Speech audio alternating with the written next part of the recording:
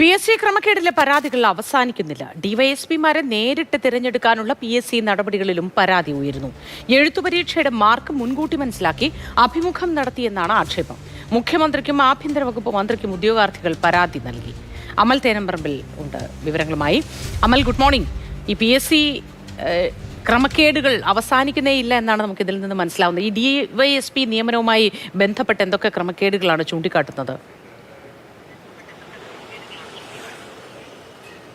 മോത്തി, ഡിവൈഎസ്പിമാർക്കുള്ള ഒരു റിക്രൂട്ട്മെന്റാണ്. അത് SC/ST വിഭാഗത്തിൽ നിന്നുള്ള ആളുകൾക്ക് വേണ്ടി നടന്ന റിക്രൂട്ട്മെന്റ്. 17,000 പേരാണ് ഈ പരീക്ഷ എഴുതിയത്. അതിൽ 105 പേർ യോഗ്യത നേടുകയും ചെയ്തു. അതിൽ 2 പേർക്കാണ് നിയമന ഉത്തരവ് ലഭിച്ചത്. അപ്പോൾ ഈ പറയുന്ന ആളുകൾക്കുള്ള പരീക്ഷ നടന്നു. പരീക്ഷയ്ക്ക് ശേഷം നടന്ന അഭിമുഖ പരീക്ഷയിലാണ് ഇപ്പോൾ പരാതി ഉയർന്നിരിക്കുന്നത്. ഇവരുടെ എഴുത്തു പരീക്ഷയുടെ മാർക്ക് മുൻകൂട്ടി അറിഞ്ഞ് ഇവർക്ക് അഭിമുഖ പരീക്ഷയിൽ മാർക്ക് ഇട്ടു എന്നുള്ളതാണ് പരാതി സജീവ ചർച്ചയായിട്ട് കുറച്ച് നാളുകളായി എങ്കിലും ഇതിപ്പോൾ ഈ ആസൂത്രണ ബോർഡ് ചീഫിന്റെ നിയമനവുമായി ബന്ധപ്പെട്ടുള്ള വിവാദം ഉയർന്നതിന് ശേഷം മുഖ്യമന്ത്രിക്കടക്കം മുഖ്യമന്ത്രിക്കും അടക്കം പരാതി നൽകിയിരിക്കുകയാണ് പരീക്ഷ എഴുതിയ മറ്റുദ്യോഗാർത്ഥികൾ. നാളെ നടക്കുന്ന മന്ത്രിസഭാ യോഗമുണ്ട്. ആ മന്ത്രിസഭാ യോഗത്തിൽ നിർണായകമായ ഒരു തീരുമാനം ഈ PSCയുമായി ബന്ധപ്പെട്ട വിഷയങ്ങളിൽ ഉണ്ടാകും എന്നുള്ളത് ഈ ഉദ്യോഗാർത്ഥികൾ പ്രതീക്ഷിക്കുകയാണ്.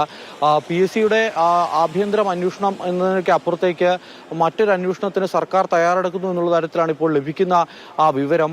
അത്തരത്തിലൊരു നിയമോപദേശം സർക്കാരിന് ലഭിക്കുന്നു എന്നുള്ളതാണ് മനസ്സിലാക്കാനാവുന്നത്. അങ്ങനെ വന്നാൽ ഈ ആസൂത്രണ ബോർഡ് ചീഫ് മാത്രമാകില്ല, ആ നിയമനം മാത്രമാകില്ല, മറ്റ് നിയമനങ്ങളുടെ കാര്യത്തിൽ കൂടി സർക്കാരിന്റെ ഭാഗത്തു നിന്നും ഒരു പരിശോധന ഉണ്ടാകും എന്നുള്ളതാണ് ലഭ്യമാകുന്ന വിവരം. നാളത്തെ ക്യാബിനറ്റ് യോഗത്തിലാകും എന്തായാലും ഇക്കാര്യത്തിൽ അന്തിമ തീരുമാനമുണ്ടാകുക. മോദി.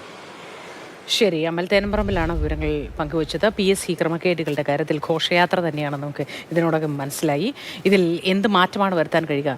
ഇപ്പോൾ തന്നെ ഈ PSC എന്ന സമ്പ്രദായത്തിൻ്റെ വിശ്വാസ്യത നഷ്ടപ്പെട്ടിരിക്കുന്നു. ഇനി അത് വീണ്ടെടുക്കാൻ എന്തൊക്കെ ചെയ്യാൻ കഴിയുമോ അത് പുതിയ മന്ത്രിസഭ അക്കാര്യത്തിൽ ശ്രദ്ധ ചെലുത്തി വേണ്ടതൊക്കെ ചെയ്യേണ്ടതാണ്. ഉദ്യോഗാർത്ഥികളുടെ ആ വിശ്വാസം, നഷ്ടപ്പെട്ടു പോയ വിശ്വാസം തിരിച്ചെടുക്കാൻ യാതൊരു പിഴവുകളുമില്ലാത്ത നിയമനം അത് ഉറപ്പുവരുത്തേണ്ടതാണ്.